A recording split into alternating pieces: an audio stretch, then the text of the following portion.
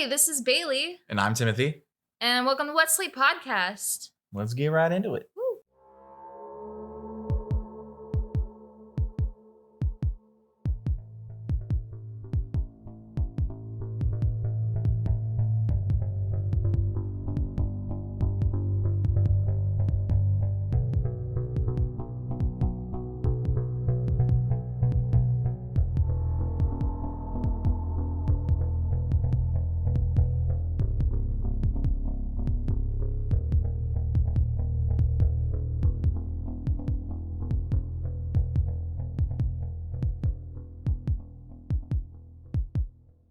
Today's episode, we're going to cover Alfred Loewenstein. Alfred Loewenstein was born March 11th of 1877 in Brussels, Belgium, to his father, Bernard Loewenstein. Bernard was a successful German Jewish banker and a very devout Catholic, which is something that Alfred kind of carried with him throughout most of his life. Alfred himself was very... he didn't drink. He was pretty much like a straight edge, I'm about business. How do I make the most money? I don't have going time off for this all dude's that. top hat picture right here, I can see that. Yeah, so, but he was Catholic throughout his life. In 1914, by the age of 37, Alfred had established himself as a pretty wealthy businessman. Nice. He heralded one of the most successful banks at the time. And in 1914, Belgium's role in World War I led them to be what is considered a quote-unquote government in exile. And I tried to do research to tell you specifically what that was. But when I was doing research, it was this happens because something that's off topic or because another thing might have happened or whatever. So pretty much the government wasn't considered a power to the Allies, as they had been seized by the military resistance and occupation by German forces. So that technically put them as a quote unquote government in exile. So that's essentially they're just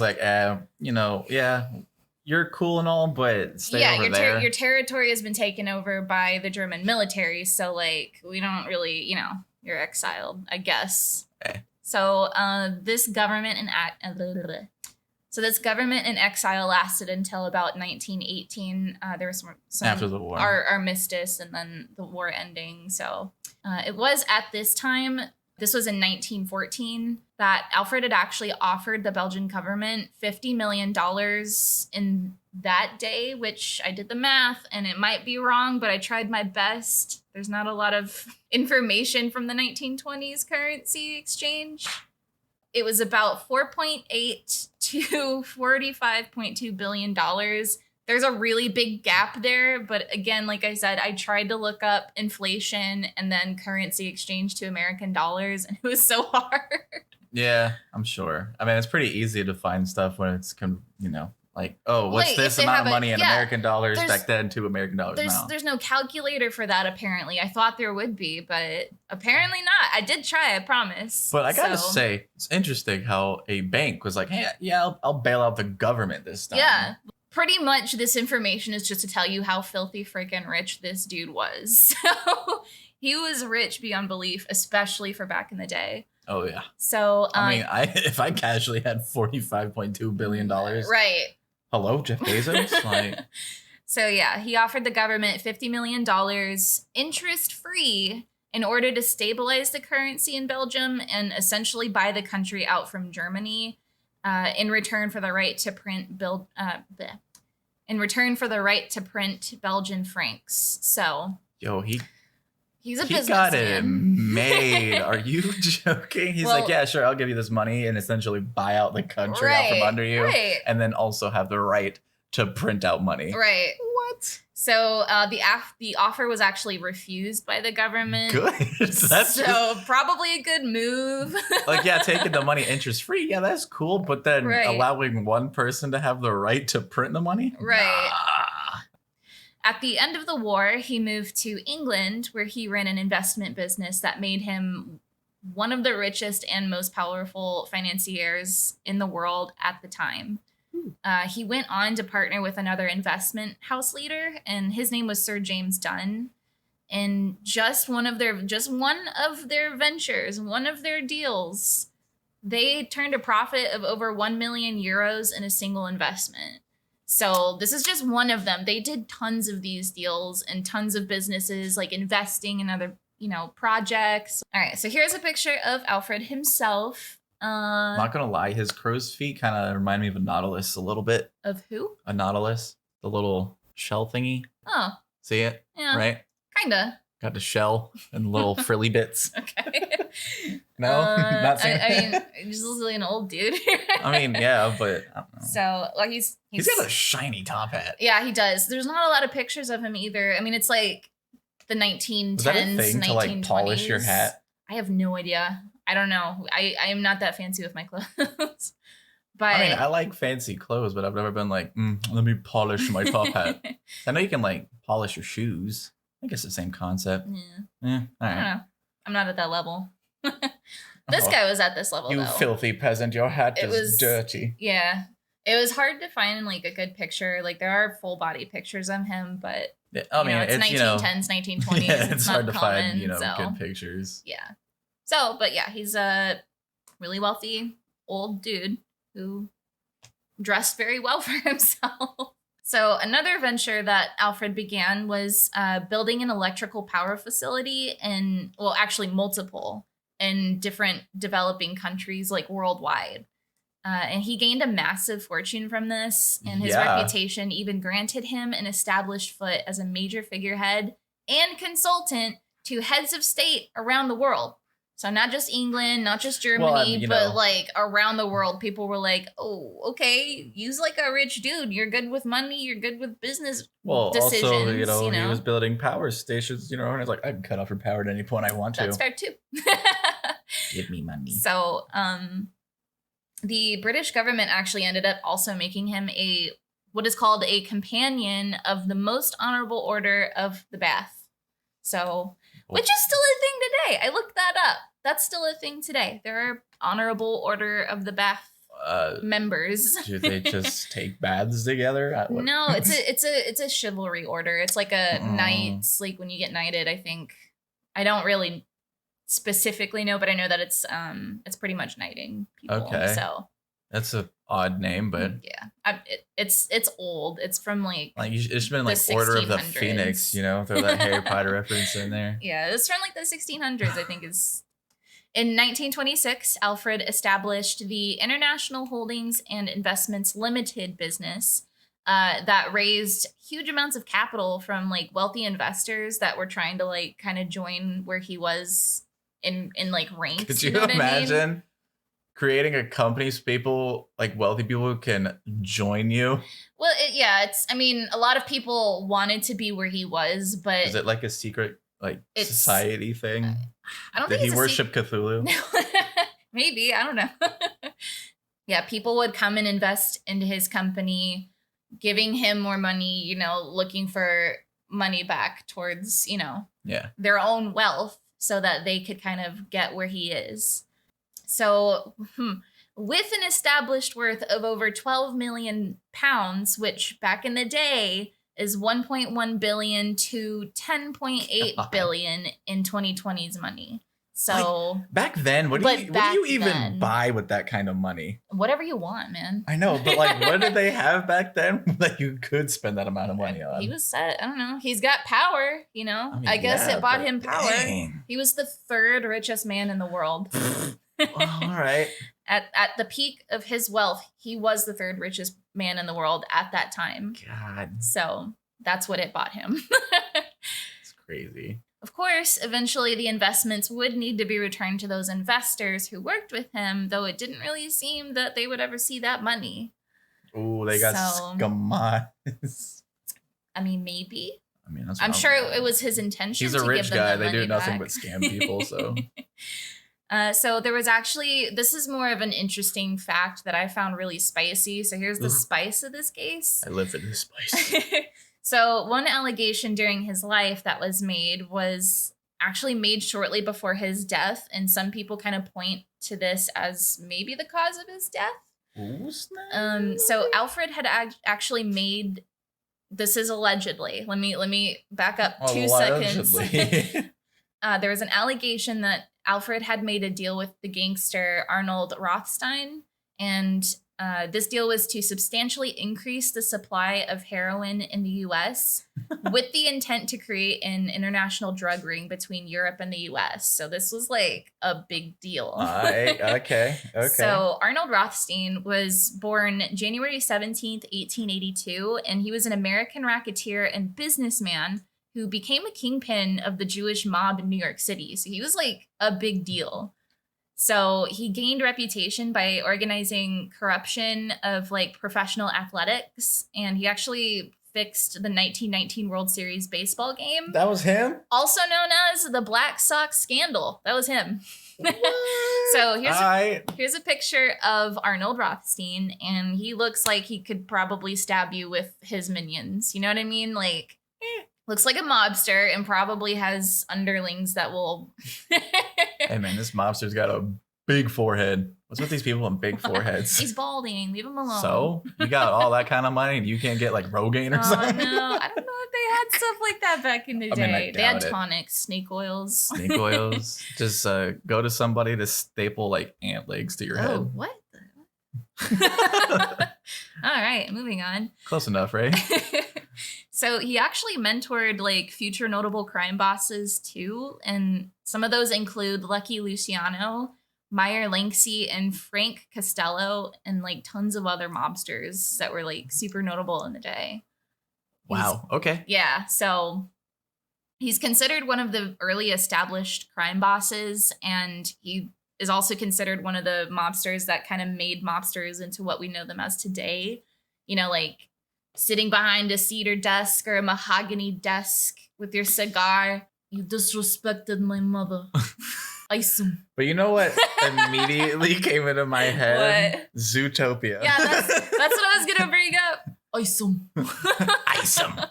So yeah, he was kind of a big deal. Alfred's supposed alleged interaction with Arnold goes that the two had met in a hotel to sign what was at the time obviously the biggest drug deal in history. The supply and distribution of massive amounts of opiates, establishing themselves as the biggest drug ring in the world. Did they have like a drug contract they needed to sign? I guess so. Were lawyers They're behind businessmen, you know. Was it notarized? Maybe. Probably. They probably have a notary on hand. So on the evening of July 4th, 1928, Alfred boarded his private plane to fly from Croydon, London to Brussels, Belgium. I like that city name, Croydon. Croydon, yeah. So this flight from Croydon to Brussels, he did often. Like that's, you know, he was a businessman. He did business dealings all the time. And this flight only actually went over the English Channel, I believe. So it wasn't super far. It wasn't a long flight. So his plane was a plane called the Fokker F7 Trimotor. And that was a plane that was produced in the 1920s. So for all of you plane junkies out there, I will include a diagram of the plane on our Instagram as well. So you guys can kind of take a look at how things went down and what happened. Kind of come to your own conclusion. If you guys want to, it's going to be on our Instagram. Why am I picturing it looking like the Red Baron? You'll see it in a second. I don't know. Yeah, but I don't know why. I just get a picture of like the Red Baron during World War One. It's a small little plane. Biplane with like the red.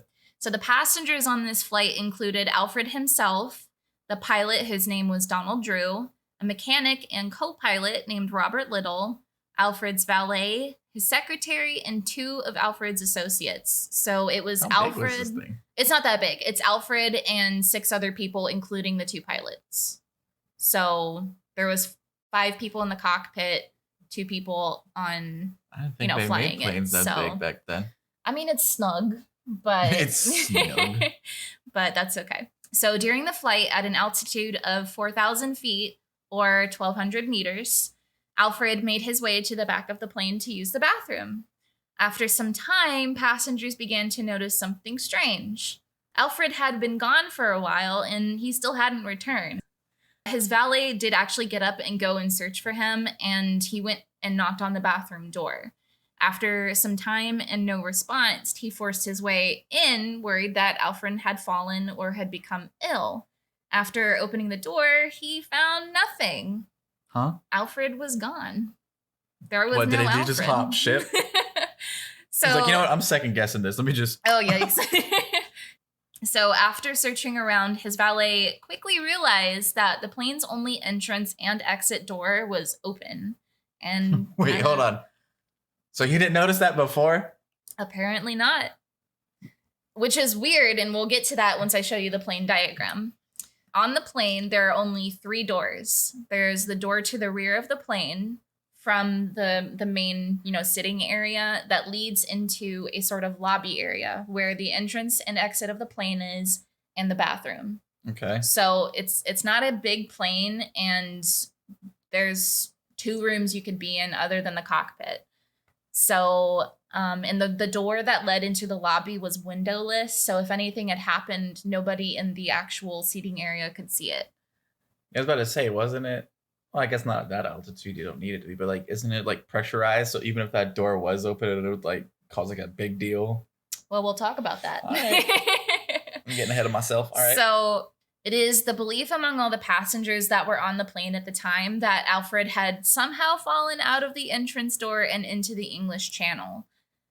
This claim is obviously very disputed, however, and it's kind of the reason that this case is unsolved. Mm-hmm. And it has been noted that it would take 2 very strong people to open the door during slipstream, as the pressure of the airflow outside would actually be too great for one person to open it. Yeah. Let alone I know I think modern planes now, like just to open, like have like an emergency door like open, they actually have miniature explosives inside to blast the door open. I don't like in an emergency. Yeah. Okay. I was like, wait. Like if something happened, like there's like explosives inside the doors. That's crazy. That like blast the door open because it's literally like impossible for a normal person to open it. Let alone, I think he was almost 50 at this time. So this is 1928.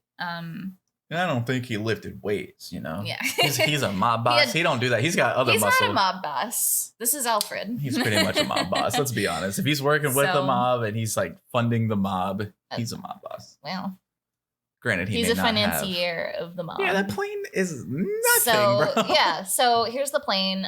We've got the cockpit here in the front, obviously. And then here's the seating. So there's a door that's next to the cockpit, 2 seats with a gap in the middle facing forward, and then 2 seats facing back with another door. It's kind of mirrored. Yeah. So with another door at the back sitting next to the door. So right here where this partition is, there's a door right here leading to the back where there's a lavatory right here. And then this is the only way to get in and out of the plane right here. Mm-hmm. And then obviously you have the baggage. So there's not a lot of room to do much on the plane. And yeah, like you would know if if a door went open mid-flight, everybody would know. Right, you would know. So, and according to the valet, he found the door kind of flapping in the wind of the slipstream, which doesn't make sense because if they were in the slipstream when he was discovered missing, the door would have shut in the pressure, which, so let's get into some more details about this. Oh, man. So the plane ended up making its way to the nearest beach once they discovered Alfred was missing. And this beach was believed to have been empty and not used by the general public. So that's where they landed. Why? Don't know. There were airfields nearby, but they decided to land on this quote unquote deserted beach. They probably had illegal things on the plane. So it was determined, however, that this beach was actually being used by a local French army unit who ended up rushing immediately to the scene. And the time between the plane actually landing and the time that the French military unit got there was about 6 minutes. So, they had time to do something if they were doing something, but again, not a lot of time. Not too much time. By the time they did get there, the passengers and the crew were already outside of the plane standing around. And when they were questioned by Lieutenant I'm going to butcher this. Marqualis? No. I don't know. Lieutenant Marcaillet, and I'm really sorry I butchered that.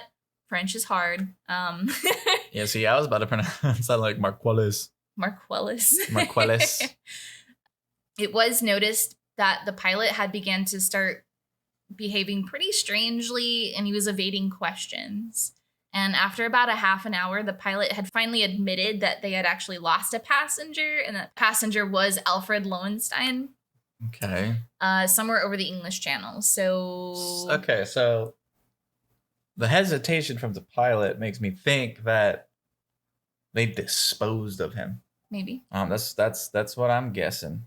Is I guess they got their money and they were like, we don't want any loose ends. Just could be a theory. Throw him out, and he's gonna land in the English Channel. So, right? Yeah. It's a theory that they might have gotten together. We'll talk about it, but they might have gotten together. No, you're good. But that is definitely something interesting to note. So after not much information given by their group, they were actually instructed to fly to the closest airport at Saint-Inglevert in Pas-de-Calais, France. Investigation was ensued on his disappearance, obviously. So on July 12th of 1928, just 8 days after the incident, it was reported that tests had been conducted by the accidents branch of the British Air Ministry. So the branch had actually run tests by way of doing like parachute drills that the drills were actually run at 1,000 feet in altitude. And there were attempts made to actually open the door in slipstream, which is where Alfred was when he quote unquote went missing.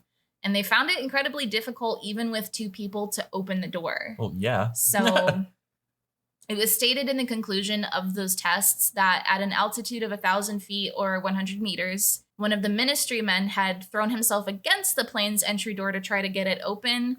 And it only opened about 6 inches or 150 millimeters and shut itself again because of the pressure outside. So an old 50-year-old dude had to have been superhuman really strong, really beefy to get himself thrown out of the plane during slipstream. So that's why a lot of people are like, well, something's going on here. I mean, yeah, like there's no way one person can do that. Right. Let alone 2 people still had issues getting the military door open. People too. Right. So it was concluded that it would have been impossible for somebody to have accidentally just opened the door and fallen out. Oh, yeah. That's the conclusion they came to. So on July 19th of 1928, the same year, Alfred Loewenstein's body was discovered near... Bologna. It's not bologna. It's almost exactly like bologna. I don't know how to... I don't know how to pronounce this exactly, but I believe it's Boulogne. By a fishing boat who had spotted him and was taken to Calais, where his identity was confirmed by his wristwatch. This was, I believe, a few weeks later that his body was discovered, so it had obviously been in the water and decayed. Oh, yeah. And the only way that they could identify his body was by his wristwatch. How long was this after? So this is July 19th. The incident happened on July 4th, so it was just over 2 weeks. So I don't think it would have been that bad, right? Well, he's in the water in the middle of summer.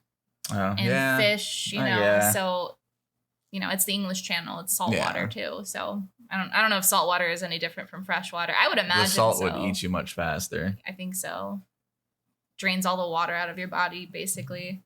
So at the request of his family, which a lot of people find this very strange, they did have a private autopsy done. His brother-in-law did state that the family did not suspect foul play, though they did consider the fact that people might suggest that he might have been poisoned or physically thrown from the plane. So they had the autopsy done in private. It was noted that the autopsy did reveal that there was a partial fracture to Alfred's skull and several broken bones, though it was determined to be caused by the impact of him hitting the water at such a high altitude. Oh, yeah. So, I'm surprised it wasn't more. Because at that height, you're talking about the water essentially turning into concrete. Right. The thing is, too, we have to go on the testimony of the people that were on the plane. And if they were in on it, they could have beat him up and dropped him at 500 feet. You know what I mean? So yeah. So with that, I feel like the only way they could have maybe have opened the door is they very early on in the flight, or early on in the flight, or they drop their speed and glide down or whatever, and then just exactly throw them out. So it's possible that could have happened, but again, the only testimony we have is by the people on the plane. So yeah, see, I feel like at that height, 1,000 feet, that's pretty high up. I think 10 feet's what, a story in a building? Is it? Yeah, it's 10 feet for a single story. Yeah, so I feel like at that point, it would be much worse than just partial fracture and several broken bones. It'd be like decimated spaghetti noodles. Yeah, he would be flat. That's what I am in no way scientific, nor do I know my facts about the height of what a body would fall at to be completely decimated, but I think it would have been worse. So yeah, I mean, you're talking about a supposed 1,000-foot drop, and that's all that happened to him. I doubt it. Several broken bones and a partial fracture of his skull. So yeah, no, it's a little fishy, but he fell in the ocean. Oh, okay. Okay. Anyway, so sorry. Please rate us 5 stars on iTunes. If you like that joke, please leave a 5-star rating on Apple Podcasts. Please don't give us a 1 star. Anyway, so the opinion of the pathologist was actually that he was alive when he hit the water too. So no, not possible. So I don't care if you fell like a straight pencil, you ain't surviving that. Well, not the hit on the water, you wouldn't survive, but if he was alive when he hit the water. So he wasn't dead before, like they didn't kill him on the plane and dump his body. That's what that comes from. So the investigation into the incident was obviously a very small investigation for some reason, and was quickly wrapped up as an accident, as the only real testimonies that were given to the authorities was by the pilot and the mechanic, 2 of only 6 other people besides Alfred in attendance on the plane. And that's all they had. And the only picture I could find of all the other attendees on the plane was the pilot, who's, I mean... He looks like a mobster. That's a pretty man, if I ever saw one. He looks like a mobster, though. He got, like, the perfectly coiffed hair. He's got, like, what is that, the pompadour hair? Is that what they're called? Where they have, like, the bump in the front, you know what I mean? I don't know. He's very... I don't know hairstyles. Pretty. Yeah, that's a good looking dude. Like, honestly, he kind of reminds me of... Oh, John Travolta? Yeah, him. Oh, I thought you were talking about the character's name. Oh, no, I'm talking about the actor. No. Yeah, no, John Travolta looks like him in Grease. He does kind of look like John Travolta. Not as deep of a chin, but he does kind of look... That's the pilot, Drew. So his body was laid to rest in a cemetery outside of Avier, Belgium. And it's actually laid to rest in his wife's family's tomb. His name was actually never etched into the slab that covers his casket, which essentially means he's in an unmarked grave. Why? Well, there's a theory on that. Okay. Sure. So, I mean, it's a small theory, but one of the theories states that Alfred faked his own death under the pressure of his quote-unquote failing businesses, because we'll get into that too.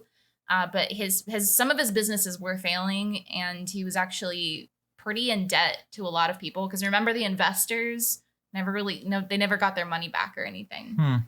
Sounds oddly familiar. And it's supported by this theory is actually supported by the fact that he was buried in an unmarked grave. His wife didn't attend the funeral.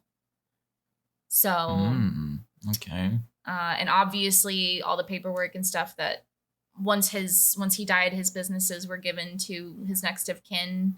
So they obviously had the documentation to say, oh, his businesses were failing. So there's that theory that he faked his own death. And as with many unsolved cases, there are lots of theories. So let's talk about a couple of them. Some do believe that there was a criminal conspiracy in which his employees actually murdered him, the ones on the plane. That seems the most likely to me. I agree. So there's that theory.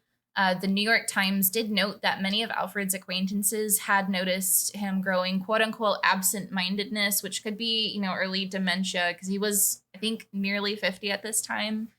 And obviously, which in turn may have caused him to open the wrong door and be pulled from the plane. But again, we've already established that that's literally impossible. It's pretty impossible to do that.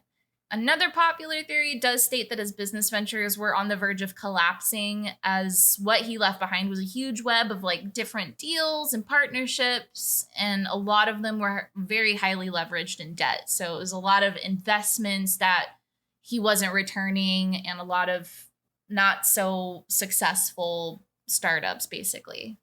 So Albert Pam and Frederick Servasi were Alfred's partners in international holdings. So on the surface, it didn't really seem like they could have benefited from his death, but a much closer and in-depth investigation reveals that there is a paper trail showing a different story. International Holdings stock. So International Holdings was another business venture that he had. So International Holdings stocks soared in the weeks following the incident of his disappearance, thanks to a mysterious $13 million profit that appeared just out of nowhere. Williams Norris is an author who wrote a book on his disappearance, and Norris did some digging and discovered that the sum kind of eerily matched a number of anonymous insurance policies that were taken out on Alfred's life shortly before the incident. So from doing all these cases, essentially what I'm saying is if you're rich, do not get life insurance policies because people will be out to murder you. Prenups. It's a piece of paper that says you cannot benefit specifically if I die or am murdered, if I'm found to be murdered. Absolutely not. You get nothing. Or, have a better beneficiary. That too. Have somebody you actually trust. Be careful, guys. I mean, like Belle Guinness did that. Yeah. H.H. Holmes did that. Mm-hmm. So it happens a lot. That's what I get is just don't do life insurance if you're rich. Trust people. I mean, do life insurance for like your kids. You know what I mean? And to cover costs for funeral and stuff like that. But get somebody you can trust through and through. Like 100% you can trust them and get prenups. That's all I got. I think that's crazy that they did $13 million in a life insurance policy. For him. And that was a back then money or like back today's then money? money? So that's like what? $1 billion? So so the 12 million profit at the peak of his wealth was worth anywhere from 1.1 billion to 10.8 billion dollars. So so essentially they said his life was worth about upwards of $1 billion. A couple $1 billion. Oh boy. So mysteriously somebody made bank off of, quote unquote, supposedly murdering him. Right. So there was one article written by the New York Times on his death. And this article states that it was, quote, practically impossible to open such a door of the plane if the plane were flying at ordinary cruising speed. It is noted by American sociologist Philip Bourgeois that in order to keep a decriminalized product, such as opiates, safe, you must instill fear in those who would cross you or could cross you. This fear was termed, quote, a culture of terror, and it is instilled by way, obviously, of making examples out of people in a position to overturn you. Many people do theorize that this is actually what happened to Alfred. After Alfred's death, those under Arnold, the guy from earlier, the mob boss from New York City, they did begin to terrorize the community to establish Arnold's power by basically using force and fear. So they were running around with guns, shooting around like, don't cross Arnold. You know what I'm saying? So that is something that happened after his death. Later the same year, and I just wanted to throw this in there because this is kind of like a cool last words scenario that happened. And it's very mob boss, and I loved it. So I wanted to put it in here for you guys. So later the same year, in 1928, Arnold had met his end when he was shot. By the time the cops had arrived to the hotel he was slowly dying in, they asked him who had shot him. And he told them, if I live, I'll tend to it. If I die, the gang will. And then he died in hospital in Brooklyn the next day. Talk about those are some cool last words, dude. Like what? I don't know why that reminded me of the woman, like the first woman serial killer here that is actually buried somewhere downtown. I forget her name. Yeah, what were her last words? I can't remember. Her last words were, if you have any words for the devil, say them now, for I'll be meeting him shortly. Oh, yeah. That's so cool. Like I got on. goosebumps. I'm never going to be that cool. Like, just imagine facing the gallows full of a bunch of people who were waiting to see you die. Yeah. You say something like that. Woohoo! Yeah, I'd be scared. So there's actually a book written, again, we're coming back to the author, William Norris. His book was written in 1987, and it's called The Man Who Fell from the Sky. This is a quote, that if the death was not a conspiracy by business rivals and associates, a certain opportunism existed regarding his death and his insurance. Norris does show later that events are often ignored, facts such as the whole, you can't push the door open in Slipstream. And another fact that gets often ignored was Alfred's son, Robert, actually shot one of the servants when things in the family were kind of becoming pretty tense for some reason. No, I get the money. No, you get the money. So about a decade after his father's death was when this happened. Robert later died in an aviation accident in 1941 while serving with the Air Transport Auxiliary, which was a British civilian organization set up during World War II. Norris concludes himself that Alfred had been thrown from the aircraft by Donald Drew, who was the pilot, at the request of Alfred's wife, Madeline Loewenstein, with the motive of gaining control of his fortune and businesses. Find people you trust. Like, as much as I would love to be rich, it's the rich people problems that I don't want to worry about. Right. Stuff like that. That's why I would be an anonymous rich person. Like, I 100%. That's why if I were to win the lottery, 100% anonymous. Change my name, all that. Nope. Just disappear off the face of the earth. Nope. Nobody's coming after me. Money changes people. Oh, yeah. So it was found that the pilot, who had died of stomach cancer just a few years after the incident, seemed to have kind of lived his remaining years in a more lavish lifestyle than he would previously had after or before Alfred's death. So he wasn't living lavishly. He wasn't, rich by any means. He was a pilot. But after Alfred's death, a lot of people noticed that, he was going to much fancier dinners and parties and things like that. He had nicer clothes, stuff like that. So kind of didn't really get on that radar of the police and the investigators, I guess. But so obviously this is suggested that maybe he may have been paid off by somebody for Alfred's execution, such as his wife. Norris does also state in his belief that the plane's door was completely removed by the plane and replaced by a new one upon landing on that beach initially. Which, again, they had 6 minutes to do it. I'm sure maybe they could have, but I don't understand why you would replace a door unless it was rigged to be pushed off, like just unlatched and fallen into the English Channel. They did.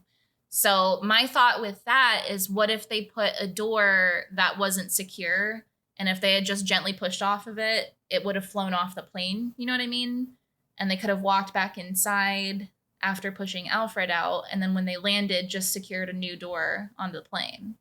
That's kind of what he was talking about. Once you're in slipstream, like you could get create sucked a suction out. effect? You could get sucked out. So it's a theory too. Nobody really knows what happened to him. There's tons of theories. There's a lot of different, ways that this could have happened, but nobody knows what happened to Alfred Loewenstein. I understand now why you hate when I do unsolved cases. I know. It's so frustrating. Like, there's so many paths it could go. There's typically a very obvious reason that something could happen, but with this one, I genuinely don't know. It could have been the mob boss. It could have been his employees looking for insurance money. Could have been his investors. It could have been his family. He's the third richest dude in the world at that time. So literally anything could have happened to it and been covered up so easily. Oh, yeah. With the money. So, but you guys got to let us know what you guys think. That's all we have on Alfred's disappearance and death. All right. So sorry that was unsolved, but I thought that was a fun one. Honestly, the unsolved cases were sometimes the most interesting. Just because they're unsolved. They're incredibly frustrating. Oh, yeah. 100%. So if you did like that, you can go and give us 5 stars on iTunes if you'd like. You can raise our average up from 4.5 to 5 again. Find out why one guy thinks we talk too much on our podcast. Yeah, apparently we banter too much. So, but yeah, you guys can find us on Facebook, Instagram, and YouTube at What Sleep Podcast. And you can find us on Twitter at What Sleep Pod. You can find all of the places you can listen to us at our website, which is whatsleeppodcast.buzzsprout.com. And don't forget to check out our merch store. Oh, yeah. teespring.com/stores/whatsleep. We got some really nice hoodies and t-shirts and other accessories like phone cases, face masks. All the good stuff. Some really cool stickers you can put on your thermos or anything like that. Yeah. And if you guys want 15% off of all of your orders for the month, go to our Patreon and help support the podcast directly by becoming a Patreon. Yeah, for $5 a month. And you'll get 15% off on the store and off your entire purchase too. That's so good. Definitely check that out. And consider supporting us. We would greatly appreciate that. We would appreciate it a lot. Yeah. All right, guys, that's the end of that. And we will see you next week. Bye. Bye.